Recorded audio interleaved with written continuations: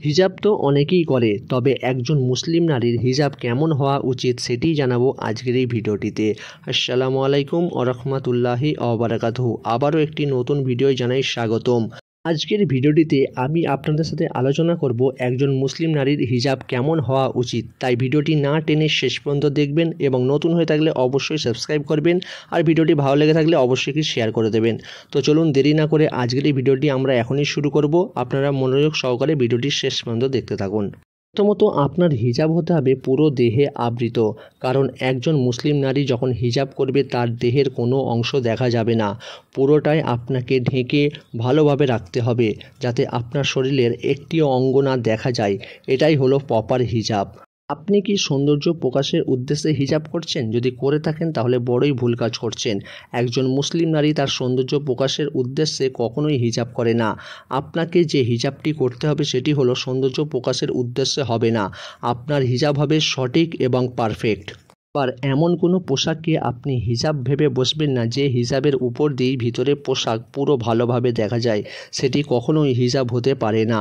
আপনার হিজাব হবে গাঢ় এবং পুরু। হিজাব হবে বেশ প্রশস্ত এবং ঢিলেঢালা।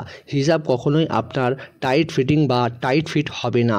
আপনার হিজাব হবে পুরো প্রশস্ত এবং ঢিলেঢালা। একজন মুসলিম নারীর জন্য তার শরীর ঢেকে রাখার জন্যই এই হিজাব ব্যবহার করা হয়। তাই আপনার শরীরের গঠন যদি সে বুঝতে পেরে যায় তাহলে সেটি কেমন হিজাব হবে আপনার প্রশস্ত এবং ঢিলেঢালা খুবই। আপনি সুন্দর মতো হিজাব করে একটু বাইরে ঘুরতে বেরিয়েছেন, কিন্তু সেই সুন্দর মতো হিজাবই আপনি ব্যবহার করেছেন সুগন্ধি, যেটা কখনোই করা যাবে না, কারণ আপনার সুগন্ধিতেই অন্য পরপুরুষরাই আকৃষ্ট হবে।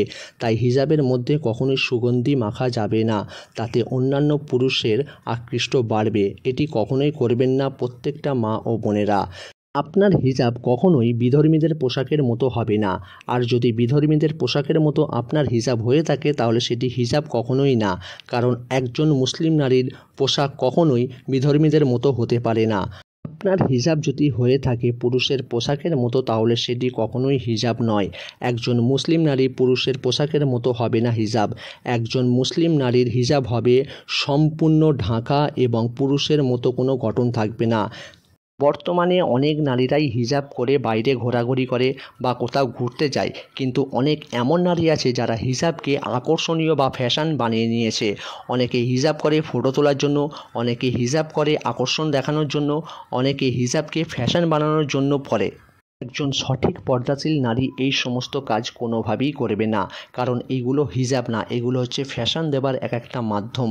আজকে আমি আপনাদের জানালাম হিজাবের বেশ কিছু শর্ত, যেগুলি একদম করা যাবে না। আপনি যদি হিজাব করে থাকেন তাহলে প্রপার এবং সঠিকভাবে হিজাব করুন। আর আজকের এই ভিডিওটি ভালো লাগলে একটি শেয়ার করবেন, আর নতুন হয়ে থাকলে অবশ্যই সাবস্ক্রাইব করবেন। আবারও দেখা হচ্ছে নতুন একটি ভিডিও নিয়ে, নতুন কিছু টপিক নিয়ে। আসসালামু আলাইকুম ওয়া রাহমাতুল্লাহি ওয়া বারাকাতুহু।